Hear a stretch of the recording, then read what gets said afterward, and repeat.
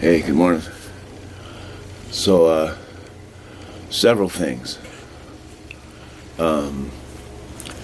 It's been weeks. It's been 7 years we've been working for something. And, culmination of one of those happens in September. My wife getting a job as a teacher with a master's plus 45 degrees pay scale, which is the top of the pay scale. So she made it. Me starting a nonprofit. It's called M3. I've mentioned before. It's basis around supporting youth that are at risk of not achieving their educational goals.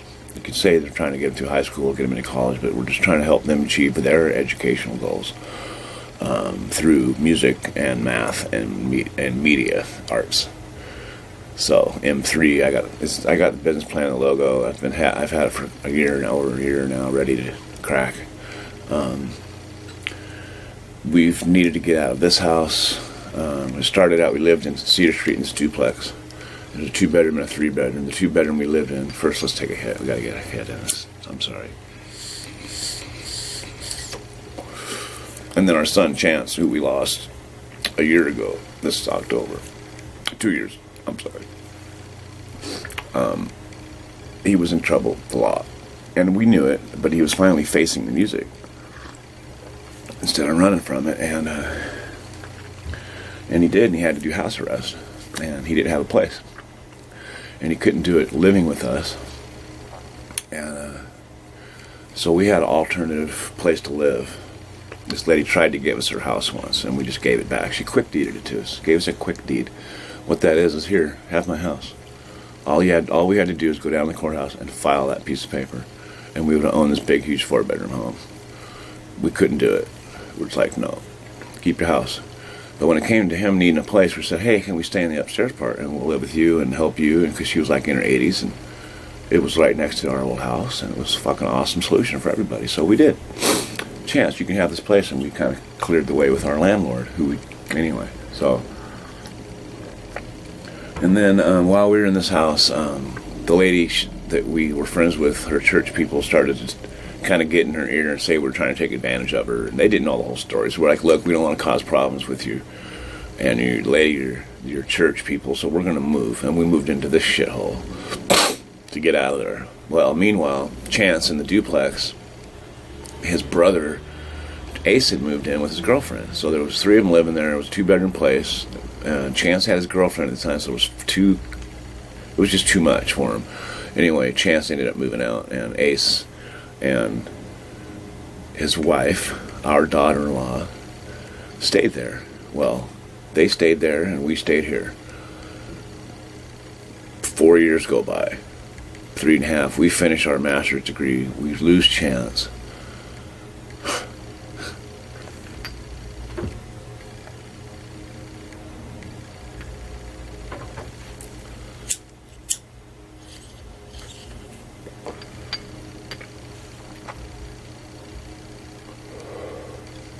Willow is born.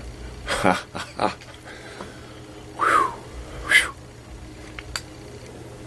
Well, it came to our attention this last spring. The people in the 3-bedroom were moving out, and then the TIF wanted to get into the 3-bedroom, and then she said the duplex is going to be open. And we said, well, what would you think if we moved into it? Is that too close to you guys? Would you feel that way? And we've lived next door to our other daughter, for over 2 years since then she moved. So the special place this was left with her. Now it's 2 blocks down the street. It's not that far. It's not like we live in a small town, but it's not a big city, but it's a small city, really. Anyway. So we've been trying to orchestrate that, and we had it. The guy wouldn't move out, but we didn't want him forced out because he had kids, We wanted him to make the best decision for himself, so we had to kind of wait for him to get off his fucking ass and do that. And that's when we had the money. We had a bunch of money, and we were paying bills off it, so it was just slowly going out of our hands. Had we been able to move, it would have, we'd been able to move. And then as soon as we're basically broke and getting behind, hey, the place is open. What the fuck? So Well, we met with those landlords. We've known them for 7 years now. And they said, we want you to live in that duplex. How can we help it happen?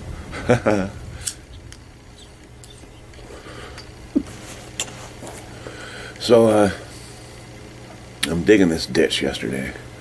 It's like I dug 50 foot of it by 2 feet by 18 inches. A lot of it I had to pick. It was just packed, man. Like hard pan right on the surface. It's usually not the case. But, and I kept trying to, I use work for meditation often, especially repetitive physical labor. Well, that's nothing more repetitive, nothing not much more physical than that. Digging a fucking trench, right? Up against the foundation all the way down the house, side of a house. And I kept thinking, you're going to break away your own paradigms of thinking like you're breaking up this fucking soil, and you're going to break through the barriers in your life like you're breaking through the soil.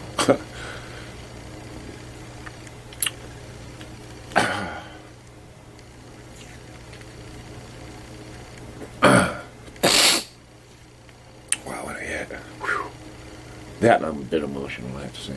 But it's like the paradigm shifted, man. And within an hour of finishing for the day, he offered me more of the money he owes me. I said, no. I was like, well, I'll pile it up. Better pile it up in your pockets, the same to me. And so I got about 2/3 of that job done. The job will pay for the window that got broke, really, but I kept trying to not focus on that, just focus on moving forward, and because it's a real mental obstacle to dig a ditch. Your physical body can do it, but it's hard fucking work. You gotta stop, catch your breath, stop, catch your breath. It's very hard, and so it's easier with two guys. One guy pick, one guy shovel, one guy pick, one guy shovel, but one guy, you got one, same guy pick, same guy shovel. But I'm sure I'm singing to the choir here. Y'all know what I'm talking about. But so within an hour of that, I come home and I smoke. I find a dab in my vape pen. I just take it's just a big goober in there of some really nice stuff. So I find me a dab and I crack a beer and I'm sitting there and I took a bath, because if I don't do it right away, I get kind of lazy. I just want to hang out in my dirty clothes, and so I took a bath. And anyway, Mama's got a flea on her. So anyway, it felt like a paradigm shifted, and so I came home and I'm sitting there, and within an hour, we got a phone call from our daughter-in-law. Said, "Do you want to meet the landlord tonight after 5:30?" And we both were like, yes, absolutely. Well, that's what I said, absolutely. My wife doesn't like me cussing. We got in trouble a lot.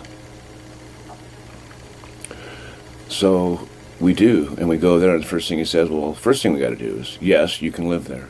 We'd love to have you as tenants again. And we're like, we'd love to be your tenant again. You're awesome landlords, man. And so we have this cool relationship with these people, and these are just awesome people, man. They own this big, huge house on the nice side of town, whatever. They're just good people, though. But we met them in a funny way, too. Just total by chance, weird thing. I saw a ladder in the duplex driving by. I said, hey, they're working on that place. That's how I found the place. I pulled over and talked to the neighbor. And that day I talked to Catherine. Anyway, so we worked out the details. And we worked it out with so we're going to give notice here in about a week. And we're fucking moving. We'll be in that other place by the end of August, first part of September. My wife will be able to start her job in the new place. And y'all coming down this way, it's not huge, but I got areas, and maybe I'll have a camper trailer by then, We always got floor space over there, and it's not disgusting. It's clean and it's nice, and she'll allow me to do anything I want to the place, and she'll pay to fix things, if it's broken. And an actual landlord, and our neighbors love us. They want us to come back. They're like, you mean you guys are gonna move back? It's like moving into a fucking village of people that care about us. Fucking awesome.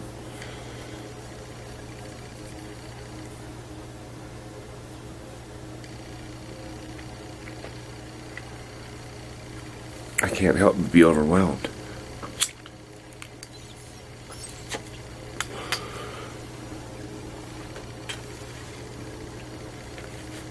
How bad I am.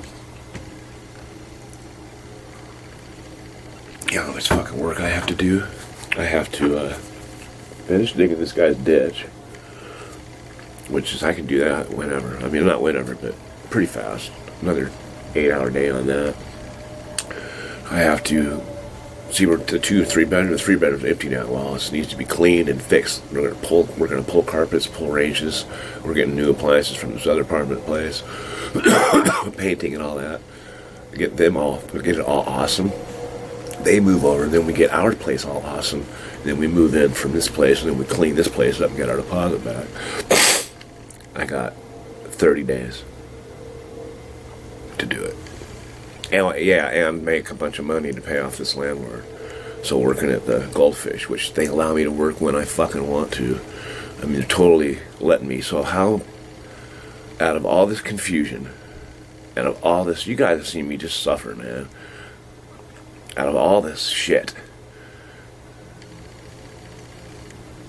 it's came to a point of perfection.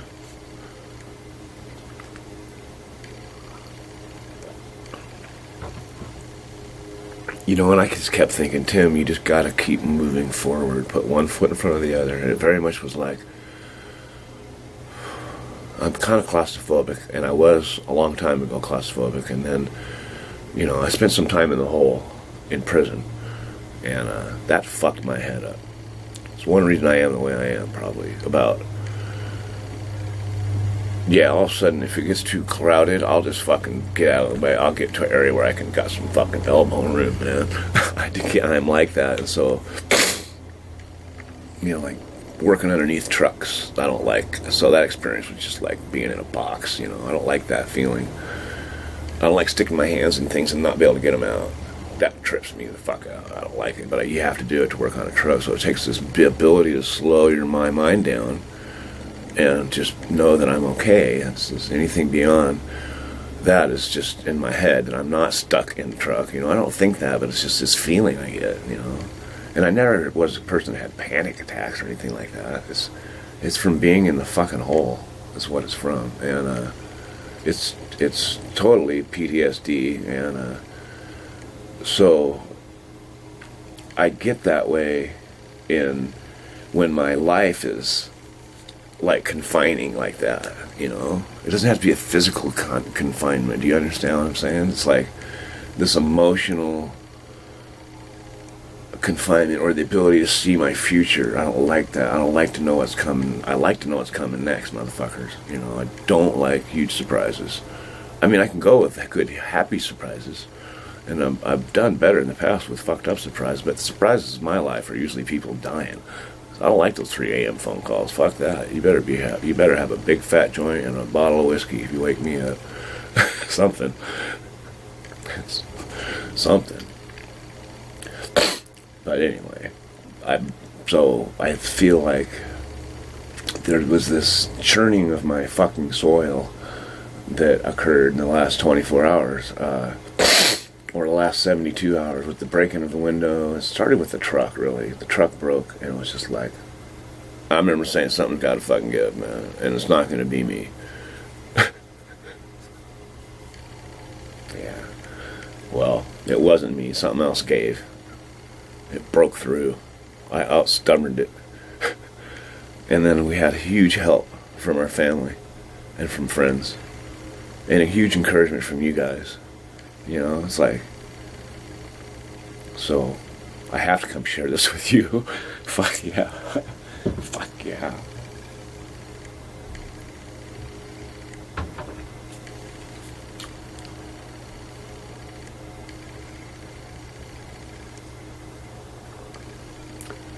Yeah, I'm hiding my face. We are fucking awesome.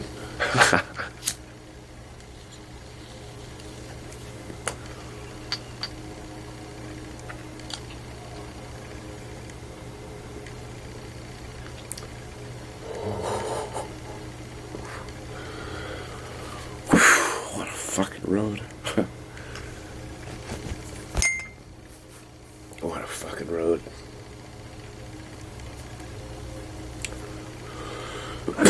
What a fucking road it's been, man. It's coming full circle, you guys. I started school there in 2009. Now I go back holding my master's degree.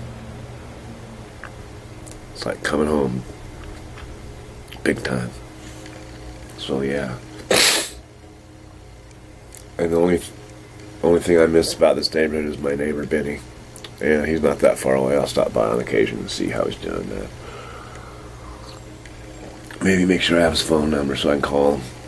Say hey, good night and stuff. You know, give him a yell. Benny, it's Tim. I just want to call, see how you doing, buddy. That can mean a lot in someone's life sometimes. It's meant a lot in mine. So, yeah.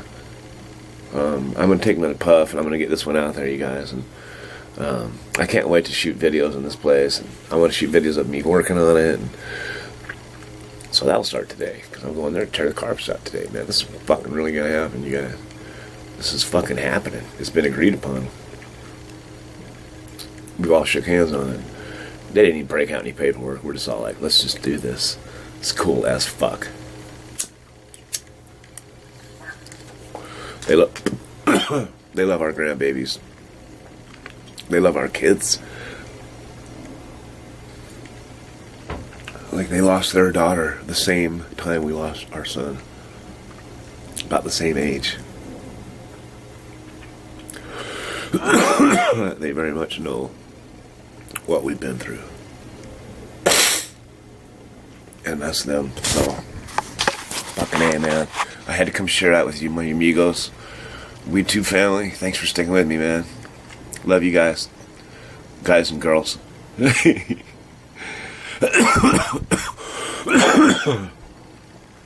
man. You know, I got enough. I can go get a fucking half-gram dab. I might do that this morning. Love, peace, hippie grease, man. Good to be back.